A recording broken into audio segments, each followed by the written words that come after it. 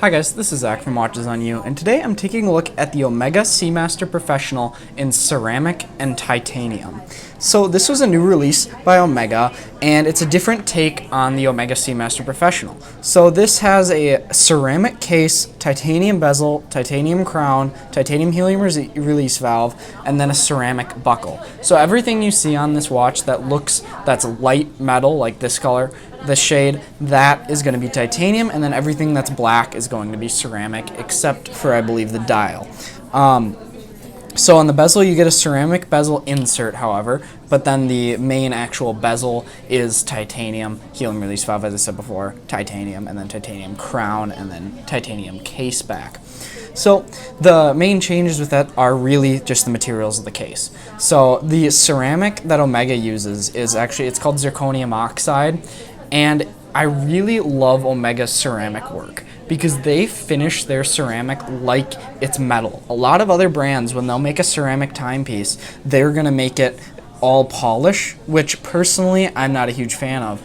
I love how they are able to actually brush their ceramic and polish it and make it finished like it's the steel model of the timepiece, just in ceramic. So I think that Omega is really one of the only brands that I see that does this on a regular basis, and I think it just comes out looking so much nicer than a lot of other watches that take advantage of ceramic.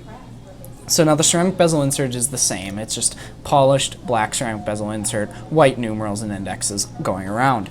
On the dial, you can see it's a dark gray dial with polished black waves.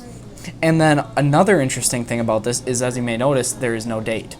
So Omega has a couple models of the new Seamaster that they're doing without a date. Now, I don't know if they're going to ever do a regular model without a date. I actually personally would like to. I personally prefer watches without dates, so I think that would be great. But they are doing some of these more special timepieces without a date on the Seamasters, and I think it just makes this watch look much cleaner. It keeps perfect symmetry, and honestly, I don't really, for me personally, I haven't noticed a huge need for a date in my life. If I need a date, I'll just look at my phone. I'm not going to be one of the watch people that say you have to look at your watch for everything. You have a phone there. You can just look at your phone. The watch is kind of more of a thing to appreciate, and is kind of a, I guess, stylistic choice. So I think that I personally prefer without a date. I love the cleanliness of the dials, of no date dials. So I think Omega did a great job in choosing no date there. And then you can see the hands on this timepiece are going to be titanium as well to match up. Now, one other interesting thing I'd like to point out is that they actually have a ceramic clasp on this. Now, I see very few watches that do clasps in ceramic. I think because ceramic, it can be very hard to manipulate and get fine, small shapes with, and so I think it's actually kind of remarkable that they were actually able to do this clasp in ceramic, and they even do brush the sides of the clasp like the case. So I think that's a great, very cool thing that Omega did with this, and you do not see very often. So now I didn't go over it quite yet, but so the advantages of having ceramic in a timepiece are scratch resistance. Ceramic will chip much easier than stainless steel, and that's one thing to worry about with the ceramic watch. So if you do hit this on a door jamb in the ceramic part or something, it could chip. But ceramic is gonna very, very rarely scratch. It will be extremely hard to. Really the only thing that you're going to be able to scratch it with is diamond almost, or other ceramic, and you're really not going to come across anything in daily life that will be able to scratch this watch up very much. So it will have a very long longevity based on scratching on the ceramic parts. Obviously the titanium will still be subjected to scratches, as it still is just titanium. So now let's do a wrist shot.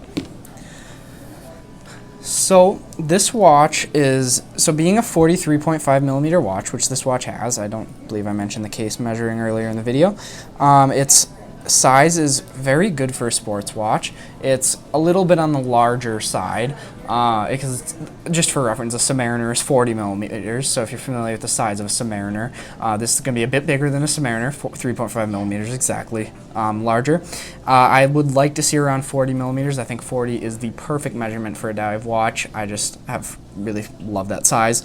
My wrist is above average. It's about 7.5-inch wrist, so take that for reference. I think it fits my wrist quite well, but if you do have a very small wrist or a smaller wrist, it might be a bit large for your wrist. interest. But yeah, so I'd like to see around 40 millimeters, but I think 43.5 is still fine. Thickness is still great. It's not too thick at all. So now let's look at the case back. So powering this watch, you have the in-house master coaxial movement. You can see that it does have a titanium case back. I mentioned that earlier, and you have a sapphire see-through case back here. I'll just peel this sticker back a little bit so you can see the finishing of this movement. So there's the finishing, classic Omega finishing, very well done. This watch has a very high magnetic resistance, which is that part of that master coaxial name, so you won't have to worry about really magnetizing this watch ever unless you like bring it into an MRI or something crazy, which has a very high magnetic field, so that's one less thing to worry about this. And it's also going to be, it's a very accurate movement. You have a lot of power reserve, I believe around 72 hours. And it's just going to be a great movement, no problems with that whatsoever. Automatic winding if you didn't see the rotor there. So this watch comes in at a price of $8,100, which is quite a lot of money, being that the standard model is, I believe, at a $4,850 is what the standard stainless steel model starts at. I think that this watch is a bit high, but it does have the ceramic cases. And ceramic cases, I mean, you can't underestimate how hard they are to make, because you have to heat this watch up, I believe, over 20,000 degrees Fahrenheit. They heat it up to an insane temperature to make it, and it starts as a powder. So they are very hard to manufacture, so that definitely is reflected in the price at $8,100. I think the value still isn't too bad, just because it is so hard to make a case like this.